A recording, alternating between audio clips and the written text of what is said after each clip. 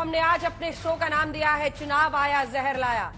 दरअसल कर्नाटक चुनाव में प्रचार के दौरान कांग्रेस के अध्यक्ष मल्लिकार्जुन खड़गे ने प्रधानमंत्री मोदी पर आपत्तिजनक टिप्पणी की है, उन्हें जहरीला सांप बताया। बीजेपी ने आपत्ति जताई तो खड़गे ने सफाई दी, कहा कि उन्होंने निजी टिप्पणी नहीं की बल्कि बीजेपी की विचारधारा पर सवाल खड़े किए। इससे पहले केंद्रीय गृह मंत्री अमित शाह ने कांग्रेस पर निशाना साधते हुए कहा कि कांग्रेस की सरकार आई तो राज्य दंगाग्रस्त हो जाएगा। कर्नाटक में आरक्षण को लेकर भी सियासी तुष्टीकरण का आरोप पार्टियां एक दूसरे पर लगा रही हैं। मुंबई सरकार ने ओबीसी कोटे के तहत मुसलमानों को मिलने वाले 4% आरक्षण को हटा दिया, हालांकि अभी सुप्रीम कोर्ट ने इस फैसले पर रोक लगाई है। आप मेरे एक तरफ देख रहे हैं कि कर्नाटक में आरक्षण का पूरा हिसाब किताब आखिर है क्या, और हम आपको दिखा रहे हैं कि समुदाय के लिए पहले कितना आरक्षण था। इसमें मुसलमानों के लिए भी 4% आरक्षण था, लेकिन 30 मार्च को यानी चुनाव के ऐलान से ठीक पहले मुंबई सरकार ने मुसलमानों के 4% आरक्षण को हटा दिया और उसे वोकलिंग और लिंगायत में, जो कि वहां पर 2 मुख्य जातियां बताई जाती हैं, उनमें बांट दिया। आप मेरी दूसरी तरफ देख रहे हैं कि राज्य में कितने फीसदी मुसलमान हैं।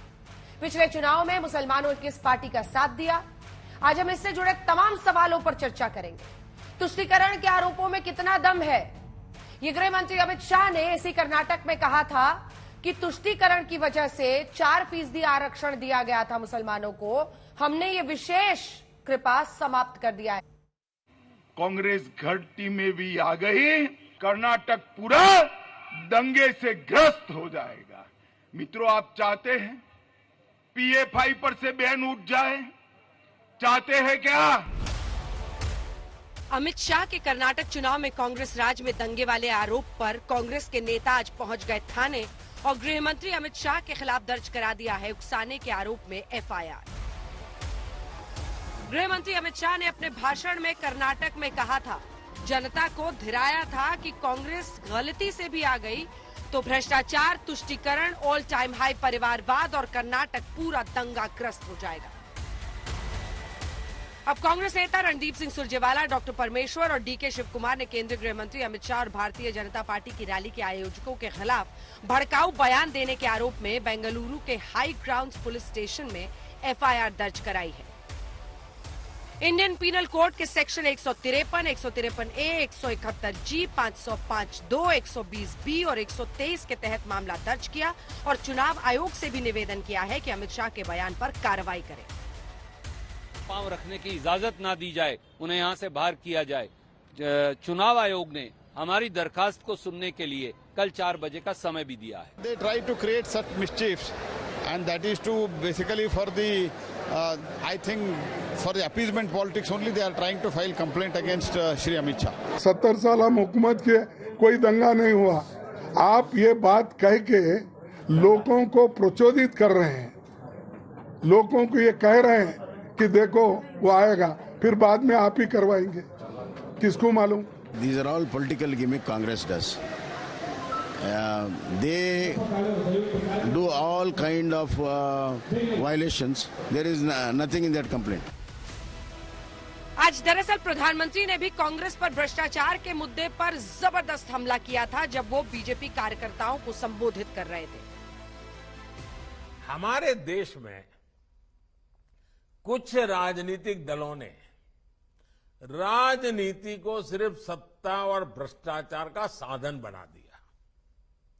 इसको हासिल करने के लिए वो साम, दाम, दंड, भेद हर तरह का तरीका अपना रहे हैं। इधर गृह मंत्री के बयान पर जंग चरम पर ही थी कि कर्नाटक के रोन में एक बार फिर कांग्रेस अध्यक्ष मल्लिकार्जुन खड़गे ने शब्दों की जंग में सारी मर्यादा तोड़ते हुए PM मोदी पर हमला बोला।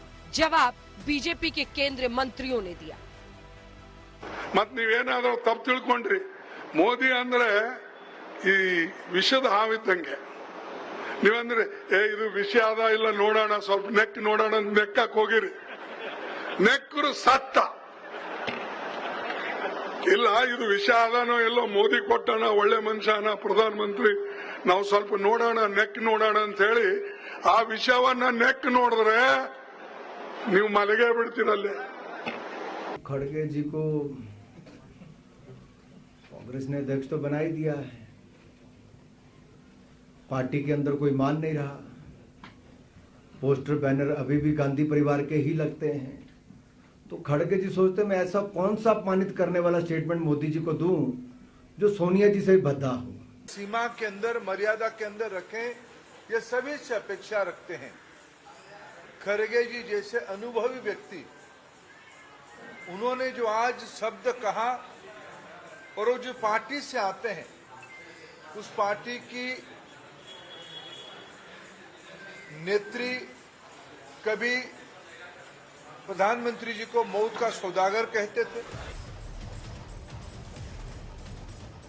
एक जंग और छिड़ी है कर्नाटक के वोट बटोरो कैंपेन में, और वो है आरक्षण की। इससे पहले भी गृह मंत्री अमित शाह ने कांग्रेस पर तुष्टीकरण का आरोप लगाया था और कहा था कि कांग्रेस ने गैर संवैधानिक तरीके से राज्य में मुसलमानों को 4% आरक्षण दिया था।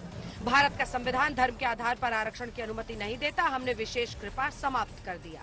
पीएफआई को भी कांग्रेस ने संभाल के रखा था, हमने ही बैन किया। कांग्रेस ने अब तक इस राज्य के अंदर पीएफआई को संभाल कर रखा, बचा कर रखा, समर्थन कर रखा।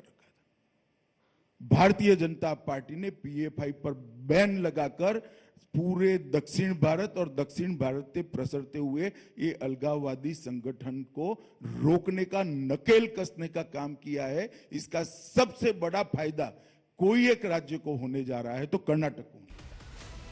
इधर कर्नाटक चुनाव में बीजेपी मुसलमानों के लिए आरक्षण के मुद्दे को लेकर कांग्रेस को घेरने की कोशिश कर रही है। वहीं दिग्गज कांग्रेस नेता सिद्धरमैया ने ट्वीट किया कि उनकी पार्टी सभी जातियों के लिए उनकी आबादी के अनुपात में आरक्षण की सीमा को मौजूदा 50% से बढ़ाकर 75% करेगी। यानी जाहिर है कि कांग्रेस पार्टी जाति कार्ड के भरोसे है। अगर सबको भागीदार बनाना है, सबको इस देश की प्रगति में शामिल करना है, तो ये तो मालूम होना चाहिए कि कौन कितने हैं। इस पर सुनिए बीजेपी का जवाब। The Congress has reached a state in Karnataka where they can promise you the moon, Mars, Venus, Jupiter, everything. That's the level of frustration that the Congress party has reached today. योगी ने भी इससे पहले कर्नाटक में UP की कानून व्यवस्था याद दिलाई थी। डबल इंजन की सरकार की सामर्थ्य और शक्ति का प्रदर्शन वहां पर मजबूती के साथ होता है। वहां पर सुरक्षा की गारंटी है, वहां पे समृद्धि की गारंटी है, नो कर्फ्यू, नो दंगा, और वहां पर है सब चंगा। बीजेपी अब दंगा मुक्त शासन का दम भरती है और कांग्रेस कह रही है कि जनता को भड़का रहे हैं। आज तक ब्यूरो।